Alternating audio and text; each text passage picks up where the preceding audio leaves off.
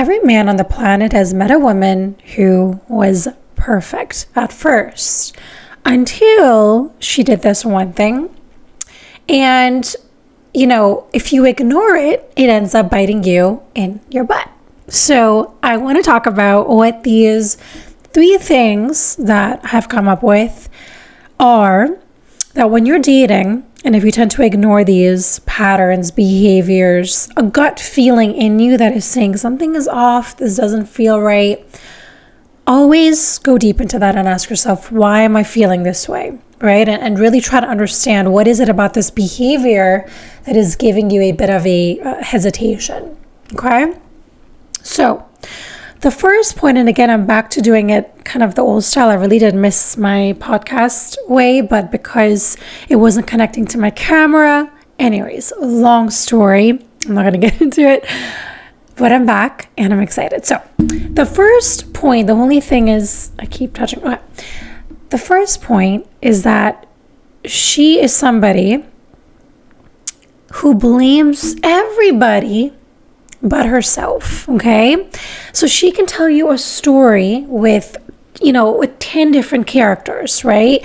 And she is always going to be the victim in every single scenario. This is a huge, huge signal that something is off. And if everyone is always a problem, eventually you become the problem. You're going to be that person in that story, which a lot of men, they fail to recognize this. And that's why I like to kind of shed light on this, because nobody is perfect, right? We all have things that we need to work on. And if you keep on noticing that you attract women in your life that are the victim of every single story, this is a pattern, and you're going to realize later down when you're in the relationship with them, like, oh wow, this is not that attractive to be with a woman who cannot take accountability. She cannot be honest. She cannot face her truth about herself and what she needs to work on. That is going to be a disaster. Obviously not in that moment. For 3 or 4 months it's going to feel like heaven, and then you're going to notice, oh my God, this is becoming a headache. Something that I thought was so amazing, so perfect, is turning out to be something that is draining me of my life force, okay? And Eckhart Tolle says this, which I love. Unconscious people project. They don't reflect. Okay. And this is something that I had to learn myself. When I was younger, I feel like a lot of younger people, unconscious people, do this, where they don't understand that it's, life is all about cause and effect. The way that you are, what you're doing, what kind of energy you're putting out in the world, it comes right back to you. And you learn this throughout, your life and the lessons that you go through. And also the Bible, because I like to relate, spirituality, religion, what Eckhart Tolle says. Like, I just love all of it, because at the end of it, they all are saying the same thing, which is like what I'm really trying to get to. And what the Bible says is, by their fruits you shall know them. That is just beautiful, the way that's said. And there's a Harvard research shows people who avoid accountability repeat the same conflict patterns in every relationship. Please. This is phenomenal that we have this study and we still choose to ignore it and think it's not going to happen to us. But it does. And there is nothing wrong with venting. I just want to mention this. If something happens and someone, your partner, the woman that you're dating is just sharing that with you, of course. But if in that there's no sense of accountability and they don't see what they could have done differently or what is a solution to the problem, and they're just constantly coming to you and dumping and there's no kind of the way out of this, that is what I'm talking about. I remember when it was a long time ago, I dated this guy and he was an amazing guy, really good guy. And of course, we all have things we need to work on, and including myself, I feel like being in this wellness space and just being an empath and just being super reflective, it's sometimes almost a curse because you tend to see everybody's garbage that they have to work on. And it's like, it doesn't leave your sight, but that's also the work that, we all need to do on ourselves, to not judge people, and to accept people for the way they are. And so he had this situation with an assistant, okay? And she always used to come late to work. And he kept on telling me that same story over and over again. This assistant, she keeps coming late. And I'm like, okay, what did you do about it? Oh, I just had to tell her like how to talk. I'm like, okay, how many times has she been late? Like over 20 times. There you go. There's whatever you're doing is obviously not working. And instead of repeating the same problem to everybody around you, why don't you find a solution that is actually working? And then when you find the solution, come back and tell me, oh my God, I tried this, but it didn't work. I got to try something else next time. That is what growth is all about. Secondly, the thing that you need to look out for when you're dating is if her words and actions don't match, meaning they're two separate entities, okay? She's saying something to you, but then she's doing something the total opposite. For example, she says, she wants something real, she wants a committed relationship, but her behavior is not adding up, it's not lining up. She says she respects you, but then she constantly disrespects you or crosses your boundaries.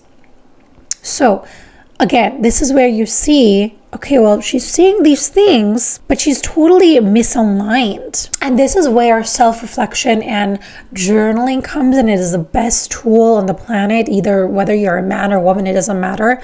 Journaling is so, so powerful. It's not just about, writing your thoughts, which is great.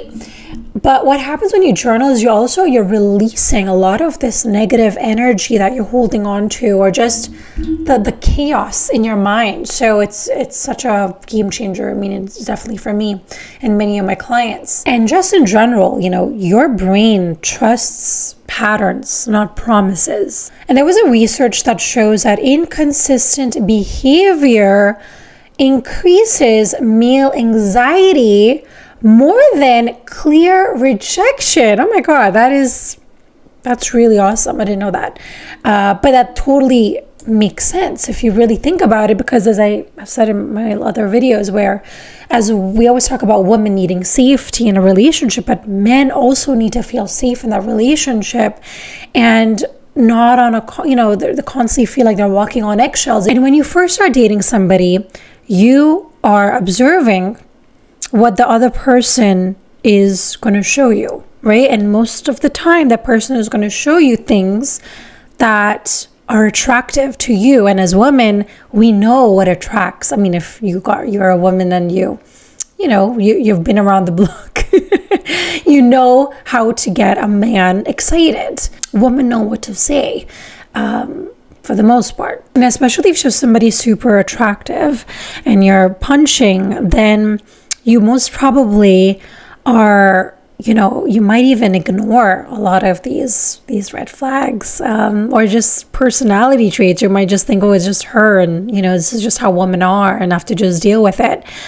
But in reality, there is a problem. There is a big problem if your partner is unable to follow through with her words. That's a big, that's going to be a big challenge in your relationship. And that's why it's essential that when you're dating, that you're really listening for things that she's saying, instead of just, like a puppy dog, just looking, especially if she's, gorgeous or whatever. I notice this a lot with men. They get into these relationships because of how women look. And I get it. That's just how, women and men are very different. And I get that. And it serves a purpose. Or, men and women were here to meet. And I get it. But I think if you want to, really not spend all of your savings, the money that you've earned in your businesses or whatever it is you're striving for, a house, a car, and you don't want to give it all away, then I would really, really urge you to listen instead of just being infatuated by how a woman looks. And in honesty, you can't really be that successful if you have no control and no discipline. I mean, In the short term, yes, it might work, but for longevity purposes, it might not. Lastly, what I want you to look out for is if she changes the second that she doesn't get her way. That almost sounds like my toddler. Again, not a good sign. So watch how fast her energy flips when you don't give her what she wants. She's warm when it benefits her, but then cold when it doesn't. So it's somebody, a woman, that is only looking out for her convenience, and she's not really here to build a partnership with you. And in Kabbalah, they say that energy reveals itself under pressure. And this one is huge, because when you're dating, seldom you're under pressure, because you're just at dinner and you're having drinks and you're just like, my life is so fun and great and yay, my hobbies, and like you're not faced with any challenges then. So everything just seems like, yeah, this is the one, this is my soulmate, this is great. But that sort of, and again, energy comes down to what is your intention? What is her intention in life? That is a huge huge sign to see what is the root of her, who is she really? Meaning the real her true, at the core of who she is, that is only going to come out, and it's only going to reveal itself when she cannot control the moment. So that is when you're going to be like, oh wait, I haven't seen this side to her. This is like a bit, doesn't align with what I saw at the very beginning. And in the Bible, it says a double-minded person is unstable. Somebody who is just not grounded in who they are as a person.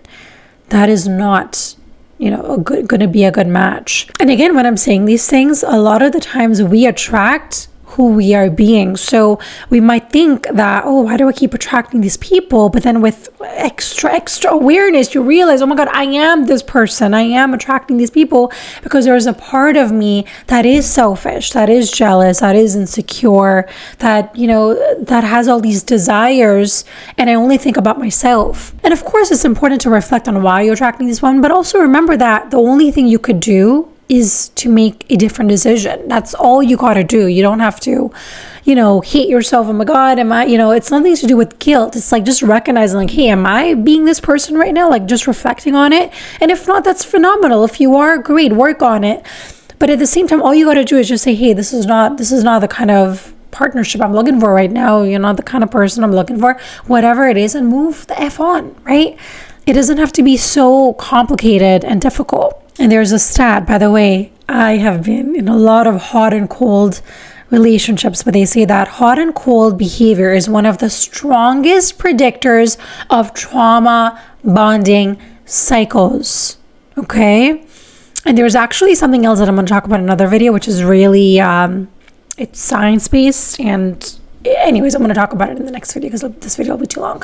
And all these things, by the way, are not something that you are going to observe or recognize in the first even 3 months. You might not even have a clue on what's happening, right? Because it could be so subtle that you're not even paying attention to it, and that's okay. You're just trying to be in the moment and be present, and I get that. But these patterns are going to start showing up later down the line. And that is why it's important to take your time when you're getting to know people and really, really listen. And to be honest, I think when you get to a level of, I don't know how else to say it, but like just you become super aware. I don't know how high you have to be or what level. I don't know any of those things, but I find myself, because I guess I've been doing this work for a while now, and I've just always been like this. I love observing people and what they're saying, but I make mistakes all the time.